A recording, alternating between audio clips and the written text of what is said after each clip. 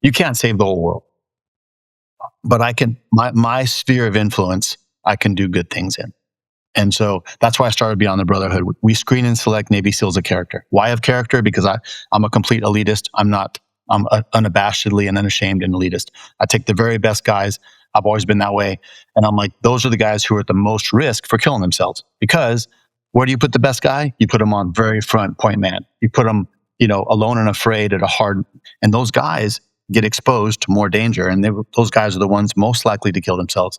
And so I screen and select for the very best guys. And what's happened is it's been really easy to get job placement, because as people start to realize what Beyond the Brotherhood's about, they're like, oh, these are the highest quality of a very high quality community.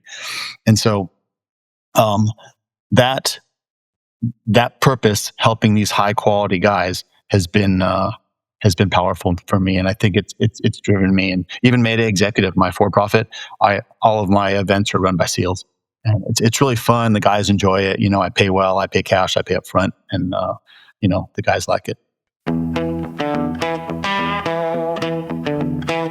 Well, welcome everybody back to the Sean Trey Show. I've got an awesome guest with me today. Would you like to tell people who you are and a little bit about what you do? Yeah, my name is Jimmy May. I spent 22 years in the SEAL teams, and then after that, I had within 4 months of my retirement, 4 of my friends died by their own hand, and so that was unacceptable to me. So I started a nonprofit, 501c3. I couldn't even spell it back then, and we just jumped in both feet and we started Beyond the Brotherhood. And at the same time, I started my for-profit business, Mayday Executive Services. So now I've been out of the teams for about 3 years, and we have almost 60 fellows at Beyond the Brotherhood, which is really cool. 0 suicides among those guys. And Mayday Executive, my for-profit business, is doing really well. So it's just been a good transition. It hasn't always been easy, but it's been good. That's awesome, man. It's awesome to have the purpose. But, it was, when I was reading up your bio, it was awesome to hear about what you're doing, because you spent over 2 decades in the SEAL teams, leading in extreme environments. But I wanted to ask you this, like, looking back, what part of experience most shaped your understanding of purpose, and how did that shape your purpose going forward now? I think that when I lost friends, and I lost more friends than I counted my fingers and toes. And when I lost friends in combat or even training, it sucks to tell someone they lost in training, but at least it seems more purposeful than when they take their own life. That's something that's been really hard for me to kind of like wrap my head around. And I mean, it was late in my career, but when that happened, within 4 months of my retirement, having to go to 4 funerals, it really hit me hard. And so that was probably where I was like, something has to be done. Someone has to do it.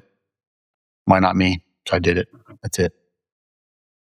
I mean, it's interesting because, not interesting. It's, I had a grandfather. My grandfather, no, I had a grandfather. My grandfather, he lived to be 90 something, and he worked until he was 93. He was a dentist. He showed up every day, because it was the purpose that he had, and he loved working, and he loved having that purpose. And it's interesting because people cultivate purpose, and in the teams, when people leave the teams, it means losing some of that identity. That's a huge, yeah. Talk to me about that. Well, I started to change my identity a little bit earlier on. I mean, I have a lot of things. I'm a SEAL, but I was also a grappler, and I was also a dad, and I had a lot of things. I didn't really have my life all into one box, but there are times in your life in the SEAL teams, it is all in one box, because, to do that job at the right level, you really have to put all in. And so, we have a very high divorce rate. I've been divorced a few times. It sucks, but it's just really hard. I don't know if that's a good answer, or if I even answered your question. I kind of rambled further from it. I'm so sorry. No, it did. It's like I don't think that a lot of people can understand. I've had the honor and pleasure of knowing some guys that were on the teams, and just the stuff that they put up with was intense, and when they changed into other jobs, there was that recalibration. I live overseas, and I'm in Vietnam right now. Whenever I come home, like this massive culture shock, Like, Yeah. you go from one world to another. It's Yeah. like, wow. And, you try to figure out the little things in life that seem like they're the little things that seem normal for everyone else can be really not normal for you, And Yeah. I think that that's something that um, I wanted to ask, what did the transition teach you about rebuilding purpose when an old chapter closes? Well, I think the most important aspect of my transition has been mentorship. I've had a really good mentor in Steve Katina. He's a CEO of Pray.com. The dude he found me one day. He's like, "Hey, can you come talk to my company?" I'm like, "No, I don't. I'm still active duty. I'm not going to do that." And he goes, "Well, Mark Hawes said you might." Mark Hawes was one of my big jujitsu training buddies. And you know, I thought my life was going to be over after the tactical end of my career because your body breaks in the teams. I did 14 straight years of deployments. I didn't miss a deployment cycle in 14 years. So I was just, gone 300 days a year. And then all of a sudden my body started breaking and I just couldn't do the thing. Both my hips got replaced. I've got a torn labrum right now and 2 broken wrists. And it's like, it just always is in a state of rehab and you can't do it forever. And so I kind of had that identity crisis about year 14, 15 when my body started. I got real senior. I had one more deployment after that, but I was like in charge of all special forces in Iraq and Syria. I wasn't like a second in command. I'm sorry. I was the deputy commander of the CJSOTF, Combined Joint Special Operations Task Force. But it wasn't the same kind of satisfying deployment because I wasn't out doing things. I was running things. And so I kind of I saw the writing on the wall, like, hey, I'm not someone who wants to be a general or an admiral or anything, So started shifting gears and I found Steve Katina and he kind of like talked to me about finding a new purpose. And I tell you what, it hit me like a ton of bricks when those guys killed themselves. And one of them was a very good friend of mine. We hung out for my retirement party, which was December like 16th. It was like a Friday, Saturday. And then he killed himself on Monday. And his name was Bobby Ramirez, really blew my mind. Left behind 4, kids and a wonderful wife. And it was just hard. It's hard for me to wrap my head around. And I was like, well, let's just find a way to do something. And that's what kind of got me on my new purpose. And it's been really rewarding for me. It's interesting because you don't know. You see these guys and they look like they're all okay. My jujitsu instructor, one of the guys that I studied under when I did Japanese style jujitsu, which is more like judo. And one of my teachers, awesome. Yeah, I've done a little bit of that. Awesome, love it. And I love the hip throws and all that stuff. Man, it's fun stuff. And we were training, and he was there all the time. Showed up. He had a couple rough days here and there, but next day he was gone, and there was no warning, no nothing. And you just like, it's this hole, and you sit there, and afterwards you're sitting there like, could have I said something? Could have I done something? Well, what did I miss? Were like, what did I miss? Like, what was pieced together every one of our conversations? Like, okay, was there a signal we missed? What was it? That was a hard part. Yeah, exactly. You're sitting there because you were sure, like there had to be a sign, there had to be some word, something, and like, and then I got to the point where I was like, you know what, I can't do this to myself anymore. But what I can do is start to try to watch for signs in other friends, see if there's other people saying things, anyone who's ever reaching out. I mean, it's across the board. I'm trying to be more present, even with my daughter. Like, I'm running my business, and I know we're both. It gets exhausting when you're doing all this stuff. And my daughter tonight was like, Dad, I want to tell you this story. And I was just like, I got stuff, and I turned and I was like, yes, tell me the story. I'm here. I'm listening. Yeah. And there'll be a time in her life she's not as interested in telling her dad about a story, and so you got to kind of really enjoy that. This is my first 2 kids. I was gone 300 days a year. I really didn't know them that well. I was definitely an absentee dad, and then I got a second chance with my 11-year-old, and I'm not wasting any of it. And the best time, Steve says, the best time to plant a tree is either 20 years ago or right now. And that's kind of how I feel about with my kids. I'm like, I was absent for the first 2, but I'm not going to let that happen again. So little man, I just dropped him off at school. We rode bikes all the way to school together. And then that's awesome. we did archery this weekend. Like, we're always doing stuff. So I've really kind of blossomed into my dad role these days. I love that, man. But it comes back to the idea of that purpose, and you kind of recentered in your purpose of helping, with Beyond the Brotherhood. Can you talk to me about how I know you said the catalyst of why you created this, but what was the how? How did you pull this all together? Well, it started off. I was getting ready to get out, and my buddy Brian Tucker was starting a surf and golf club, and he's like, "Hey, there's a lot of very wealthy people here. Let's have a nonprofit adjacent to us." And so that kind of started off Beyond the Brotherhood. He helped me found it, but that didn't have suicide as an issue at the time. And then I was kind of like doing other things and kind of run down the side. And then when the suicide thing hit, I'm like, "Hey, I'll stop. We have to do this." And Brian was kind of like, "Hey, that's not what I had in mind, vision for this."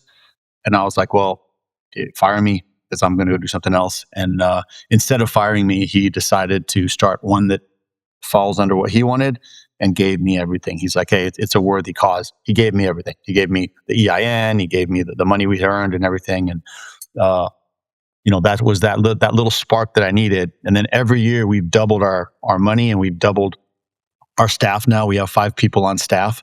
And I actually stepped down as CEO in January, so just last month. And now I'm chairman of the board only. It was the right thing to do. We have a really good executive director now named Drew Forsberg, who's taking it to the next level. I'm really excited.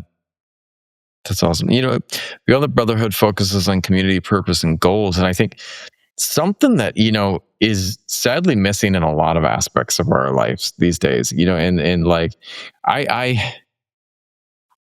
there is what was it? I think a Joe Rogan quote where he said, "So many men are living lives of quiet desperation." And, and like the people are just rolling through life and they don't have that purpose, and the community is absent, either or the people they're surrounded by are really transactional, like what can we do for each other, and No. having that brotherhood, having that community is powerful. But like, why are as community purpose and goals, why are these 3 elements so critical, not just for veterans, but anyone trying to like kind of get their lives together? So I'm not a psychologist, but one of the things we did in BUDS, BUDS is Basic Underwater Demolition School, and I'll just call it BUDS. But basically, it's where SEAL selection and training. So it's a 63-week long process, and during that time, almost everybody quits. Like we'll start the class with like 200 and some people. We'll finish with like between 16 and 40, and that's pretty normal. And one of the biggest quitting evolutions is Hell Week, which is like week 3, 4 in first phase, and almost everyone quits. And what we had when I was executive officer at BUDS, that's like number 2 in charge of BUDS. They had a guy, after they quit, they used to like have the master chief come talk to him and be like, "Hey, good job, kind of like man in the arena. You stepped up. This is not the right fit for you." Well, instead of going to bed, this kid went out and jumped off the 24th floor of the Marriott. And we noticed, we're like, "Hey, what are we doing for these kids to help them?" They're men, but on the backside of their quitting. And as we drilled into it, and I didn't come up with it, I had a couple of lieutenants who were MIT grads. A lot of your SEAL officers these days are Ivy League guys. And they came up with, not community purpose goals specifically, but they came up with this concept of the Age for Rock, the Hell Week Recovery Observation Center. And what they did with it was, it's like, hey, after you quit, instead of going to sleep by yourself, they put you in this big room. It's got pizza and it's got TVs and it's got, you have to talk to the psych and you have to talk to the chaplain before you leave, but you're all in there together. And I remember when they told me that, their plan, I was like, that's the worst idea ever. It's going to be a whole bunch of people killing. It's going to be mass suicide. Good job, guys. But I was wrong. And the reason I was wrong is because what happened was it formed a community, because as they look around, they're like, hey, wait, we're not weird. We're normal. The weirdos are running around boats on their heads still on day 5 of Hell Week. You know what I mean? He's like, we're kind of normal people and we have a future together. And that community was something I noticed was really powerful. And then, before they have to spend 24 hours in there, and they have to talk to the psych, and they have to call home. That's breaking that glass ceiling. But I noticed it made a really intense sense of community among the quitters, which I think we call them attrites. There's always a new okay thing to call them. I think right now it might be called Phoenix Division or something. But anyway, at the time we called them attrites as an attrition. And they had this really intense kind of community.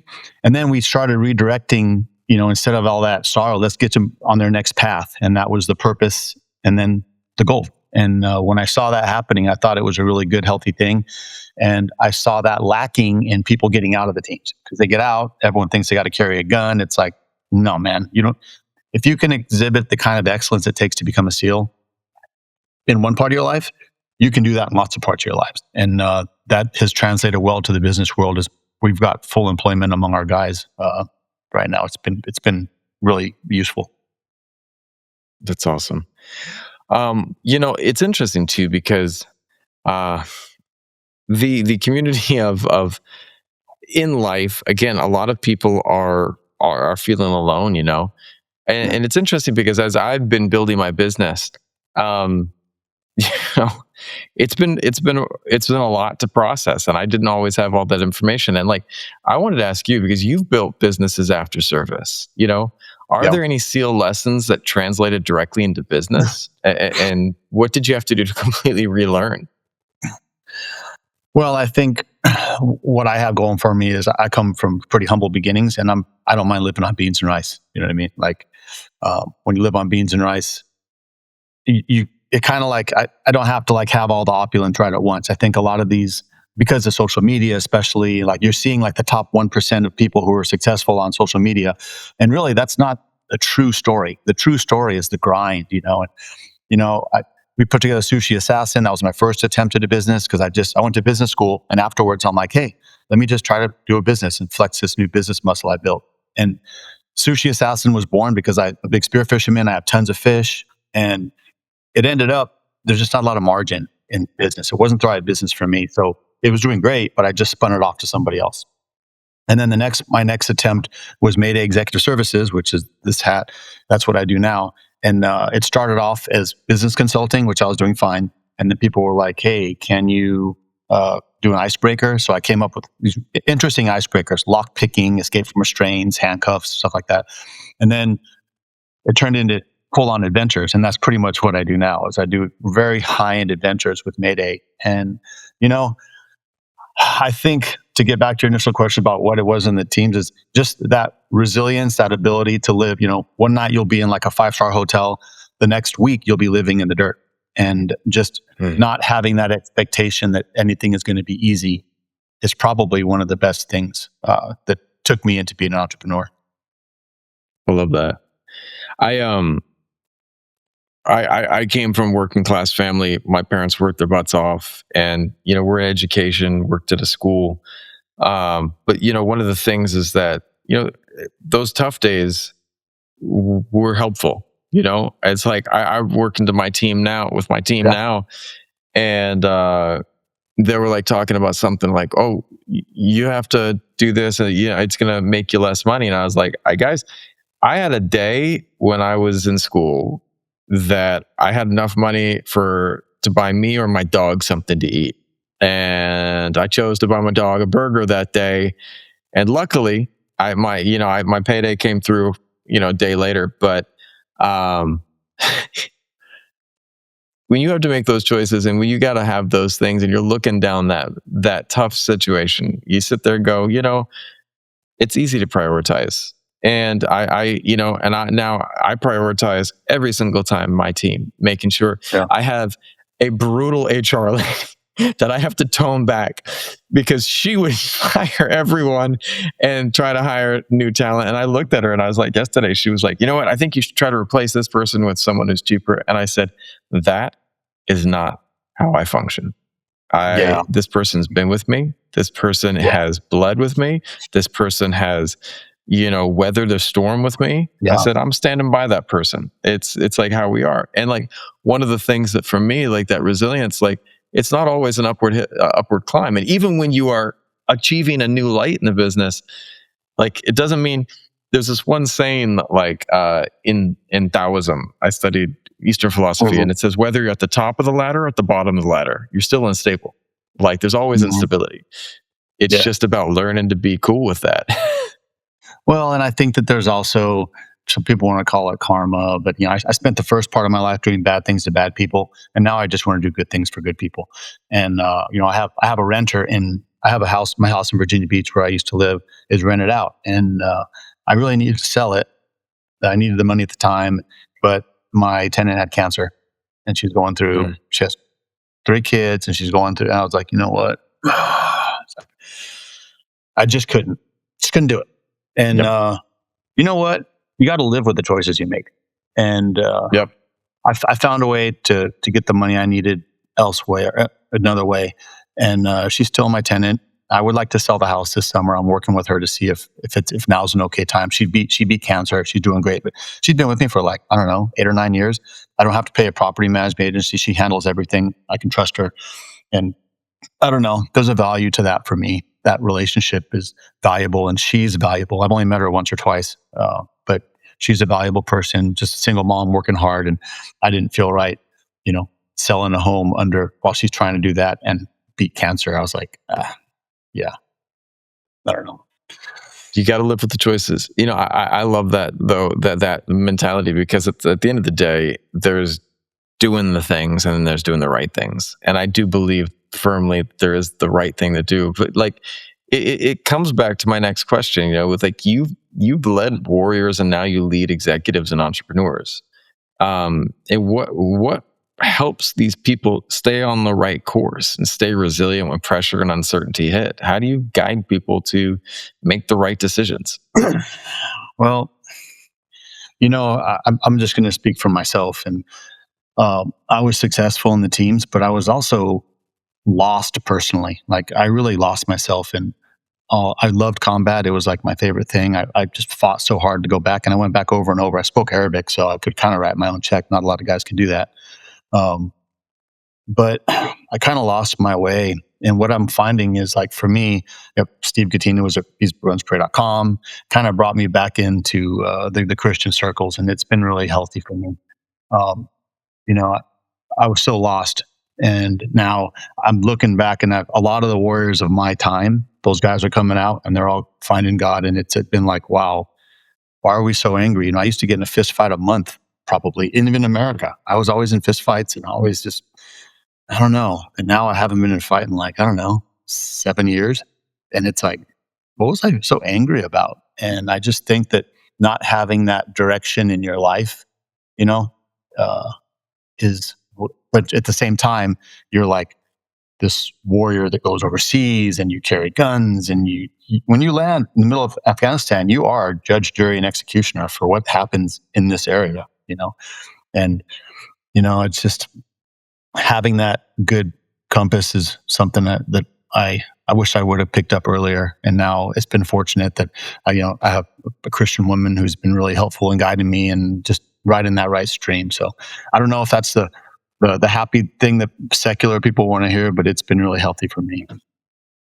I grew up going to church every weekend. I grew up with those lessons. And when I see all the chaos in the news these days, and I see people that are pulled in all these different directions, and I hear stories about people doing these monstrous things, I feel like we need to get our centers back. And there is, and I'm not saying that I won't tell anyone that what I believe is the right thing, but I will tell people that there has to be a better way, and that we have to start figuring out what that is. And I mean, it's interesting because, I also think it's a lack of purpose right now. You look at, like, I mean, my dad is an immigrant. He's from England, and my grandpa, and then we're in the Battle of Britain. My grandpa was in London during the Blitz. Two of my uncles fought. One's fought in North Africa. One fought in like Myanmar area. Rommel, that's a crazy war up there, right? And the wildlife was insane. And my grandpa was one of the ones that they said had to stay in England. He was not happy about that, but they needed people to keep things functioning. And he worked during the Battle of Britain as one of the guys that would go out and pick up after the Blitz every night, and put out fires and all that. But there was a clear purpose. People had that. There was hardship. There was this shared hardship. There was this, this community that people had of hardship, but yet doing the right thing. And I think that that's something that we've gotten to this place, especially with social media. It's like everyone's like, just this is what's important. And I mean, man, if you listen to social media, what it's going to tell you is important is not. I have a financial podcast, and all of the people I talk to on my financial podcast are like financial advisors and stuff. And they're like, just tune out of social media because it literally is going to mess you up financially in the long term. Like, do not listen to it. But, where do you think we can find, connection through all of this, Yeah, my only social media platform is LinkedIn, and I've never had it before because in the teams I wasn't allowed to have it. So that's my only, and it's kind of necessary as you're like as a CEO or someone you need to have an audience built. But I can't watch it too much. I usually can watch it until I get annoyed, and then I have to get off. And 100%. Your question on where do you find that connection? You can't save the whole world. But I can, my sphere of influence, I can do good things in. And so that's why I started Beyond the Brotherhood. We screen and select Navy SEALs of character. Why of character? Because I'm a complete elitist. I'm unabashedly and unashamed an elitist. I take the very best guys. I've always been that way. And I'm like, those are the guys who are at the most risk for killing themselves. Because where do you put the best guy? You put him on very front point man. You put him, alone and afraid at a hard, and those guys get exposed to more danger. And those guys are the ones most likely to kill themselves.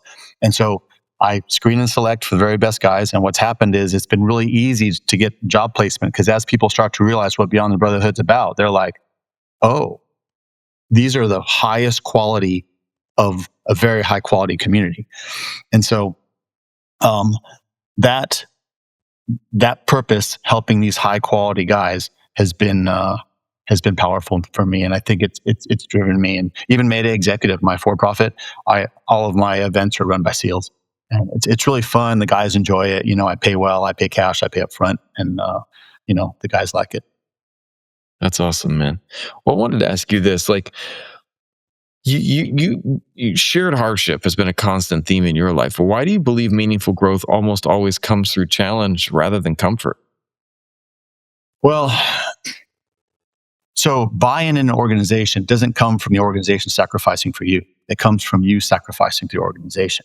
It's an interesting dichotomy there because you feel like, well, look all these things. Look what your parents did for you. They brought you life. They raised you. You probably don't appreciate them like you should. Now think about the SEAL teams. What did they do? I've destroyed my hips. I got shot. I got blown up. My best friend was killed. It took all, but I've sacrificed so much to be part of that community that it actually,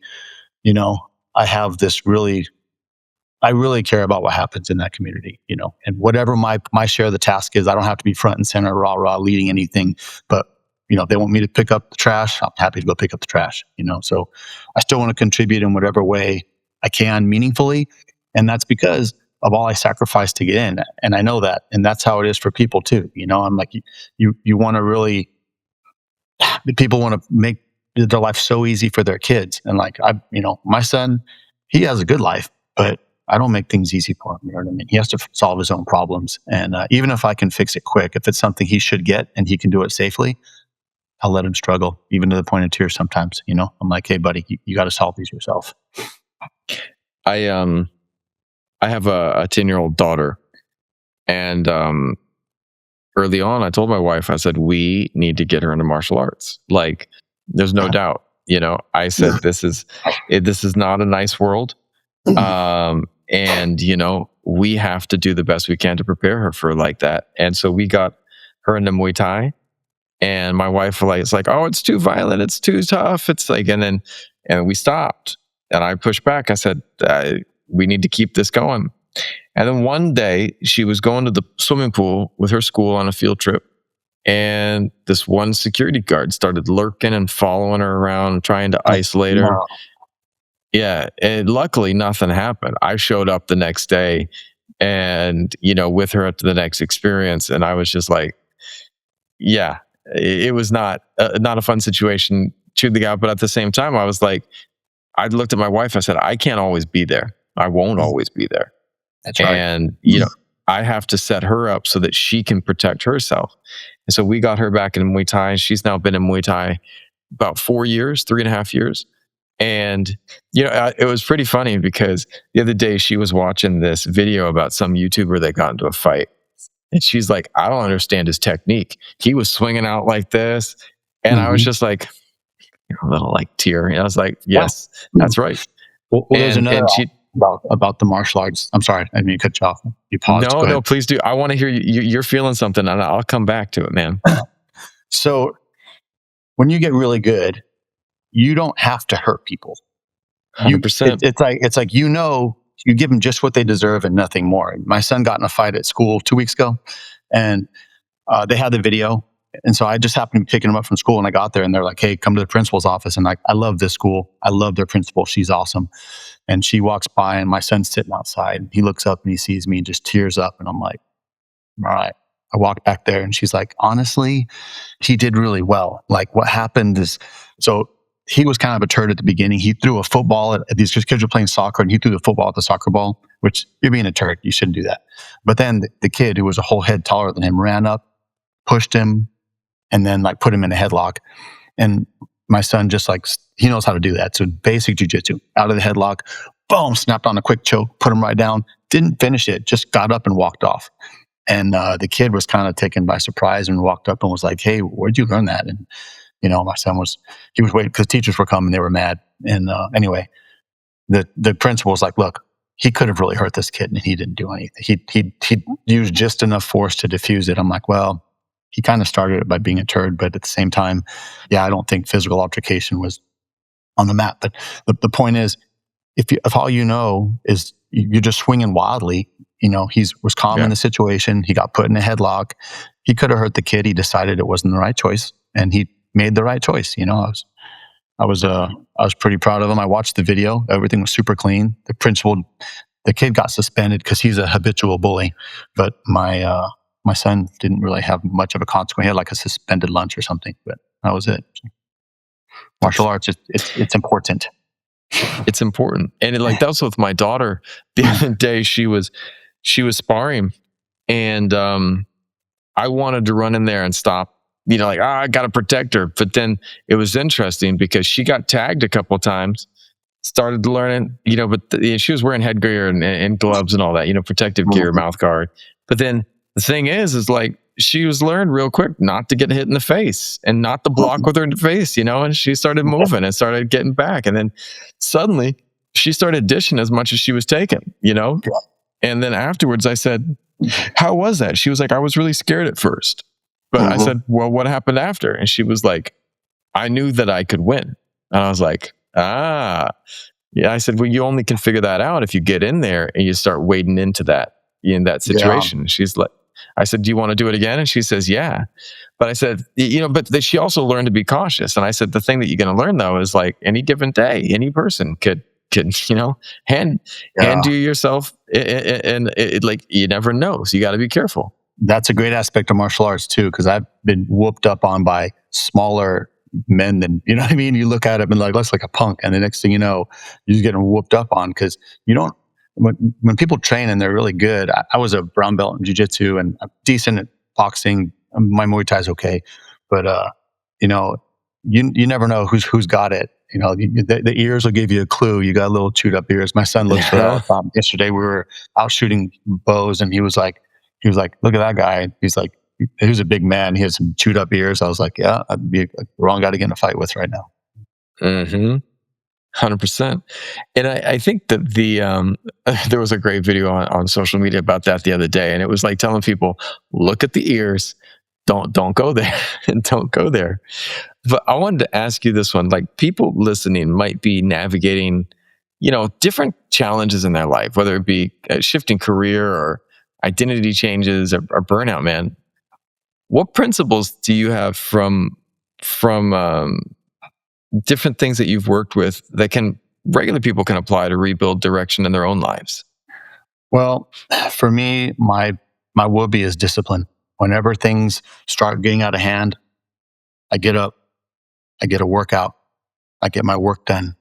And then, I try and, make sure my family is taken care of. It's like, because things are going wrong. It's like, you know what, let's focus on, you narrow that focus to what your basics are, which are, get up early, solid workout, no substances. When I've had my hardest times, I stopped drinking. And I don't drink that much anymore. I used to drink a lot in the teens, but you get rid of those and you just live the discipline for a little bit. And I mean, you get used to doing it all the time. And the discipline has always been a good thing to like get me through things.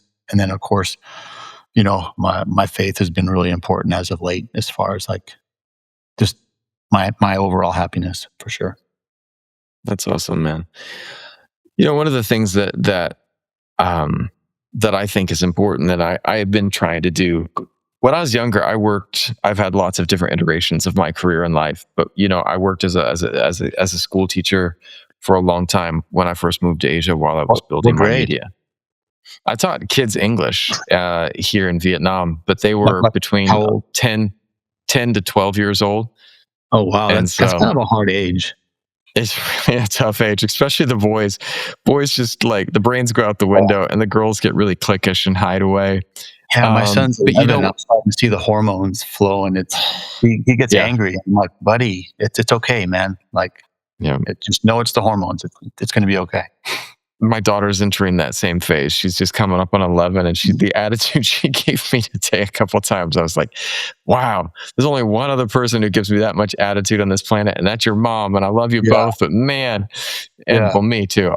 She's a little mirror of me, and just the sass. I just go, oh man, I'm in trouble. But one of the things too is like I look at is like as I left teaching, I had to find an outlet for that desire to help mm, people grow and things. And like healthy. I found that if you're not shifting your intent, my dad retired from business and then he was working as he was a director of stuff at this university.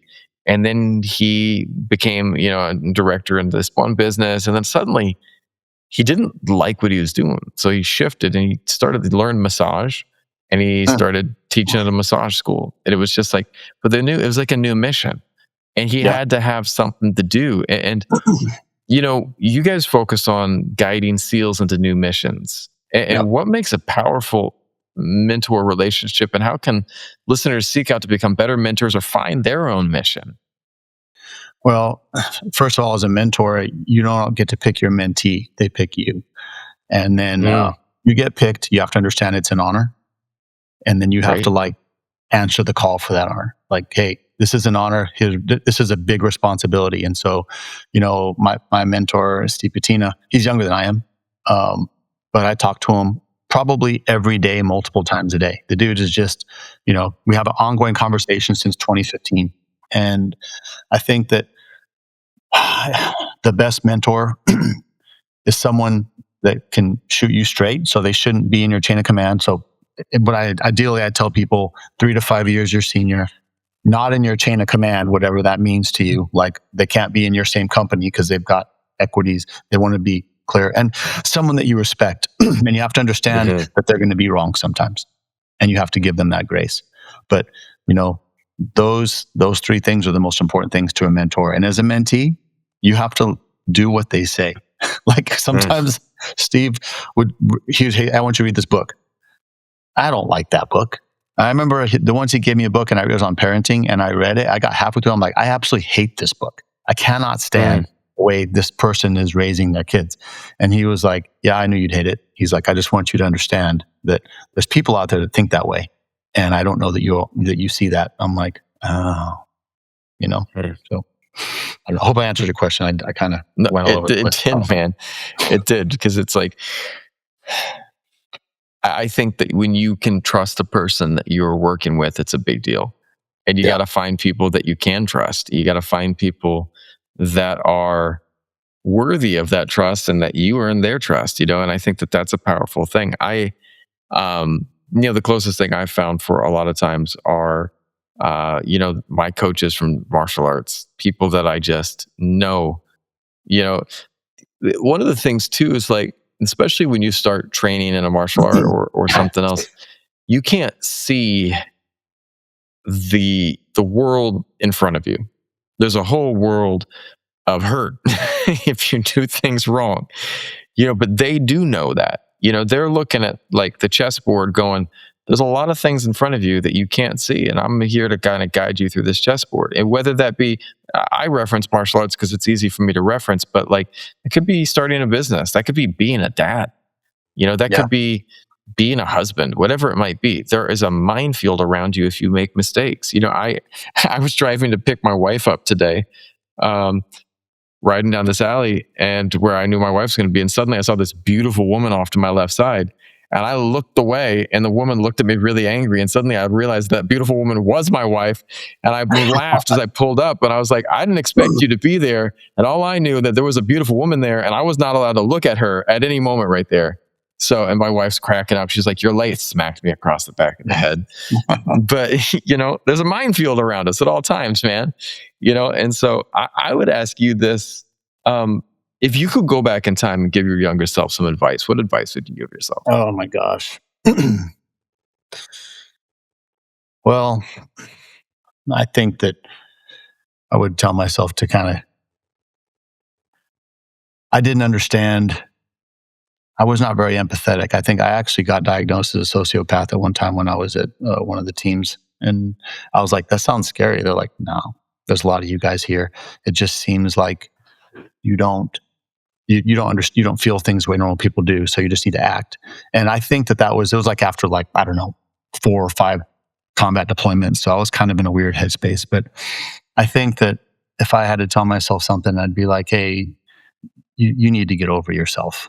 And I think that was a hard thing for a young man. I definitely had a pretty big opinion of myself. And I wish I could have come to grips with that a little earlier than what I did in my life. I think one of the most powerful things that a person can have is the ability to see their mistakes and learn from them. So Yeah. I think the simple fact that you could look at that and go, I was thinking about that the other day as I've been listening to the news, all these horrible things, all these horrible people were doing. And I was thinking about myself. I was like, man, have I ever done anything that was really bad? And I thought back to grade school. My daughter was talking about a school bully. And I was remembering this one time that I was horribly bullied. And I'm not going to I got me into martial arts and I will be thankful forever for that fact. But, bullied people become bullies. And I think back to someone that I bullied once or twice. And I was just like, you know what? If I could undo that, it's different. But what I can do now is kind of try to do my part to make the world a better place. And may not right all of the wrongs that I've made, but sure can hopefully make it a little bit better of a place for my kid and other kids like her. So I don't know, man. I guess we do the best we can every day, right? Yeah. I got picked on pretty bad growing up. I was a smaller kid. I was also the only white kid in the whole neighborhood. It was all Mexican or black because we were in lower income in El Paso, right on the border in Texas. And so my nickname was either Leche or Güero or Güerito, anything that means white, but when I got to middle school, I just got picked on for all sorts of stupid stuff. And I remember in 3rd grade, I got picked on by this kid. I still remember his name. It's Teddy Silcox was his name. And he was a 6th grader. I was in 3rd grade. And he came on our street and he was being rough with us. And he beat me up. Right in front of my friends are all 3rd graders too. They can't stop it. So he beats me up. And then I got up and he was walking away. And I ran over and tried to attack him and he beat me up again. And then I got up again after he got done beating me up. And I was just running and bleeding and snot and crying. And I remember he turned, he said, "Leave me alone," and ran away. And I remember by that time, something inside me clicked. I'm like, okay, this guy, something about not giving in, clicked within me. And that was in 3rd grade. And I still remember that to this day. But that was probably a gift he gave me that set me up for life, That's powerful, man. Where can people go to find out more about what you're doing and the work that you're doing? Thank you so much for bringing that up. Beyond the Brotherhood screens and selects Navy SEALs a character for their next mission. It's beyondthebrotherhood.org. And that website will get you anywhere you need to go as far as if you want to be a mentor, you want to be a donor, you want to come to one of our events. Our events are awesome. You get to meet the guys. You could do something cool. We crash cars, we blow stuff up, we shoot, whatever they want to do for the event. But it's a really, really good community. And not just the guys, but the other people that come to the events are big time, patriotic Americans, and you'll make really good friends. And and relationships if you come to one of these events. So I would really say go to beyondthebrotherhood.org, and that's our nonprofit. And we only take in like 20 guys a year because that's all we can really afford right now. But I think that's 12% of all the SEALs that got out. So we've been around for 3 years. We've taken about 12% of all the SEALs that gotten out during that time. The top 12% in my opinion. So please get involved in that. If you want to do a Mayday Executive event, that's maydayexecutive.com. And plan about a year out. I'm booked solid through October right now. It's just what happens. I've got the same That's clientele over and over. It's kind of hard to get in. I'll have guys call me like, hey, when's your next slot? I'm like, October. They'll be like, okay, put me down. I'll play a deposit. I'm like, what are we doing? They're like, we don't know. We'll figure it out later. So we do high-end stuff, whatever you want to do. You want to jump out of a plane, you want to swim with a shark, you want to blow something up, you want to crash a car, you know a guy. So those are the two things I have going on now. And if people want to get involved, that's the best way to link up. And of course, hit me up on LinkedIn or connect or follow. It's just Jimmy May.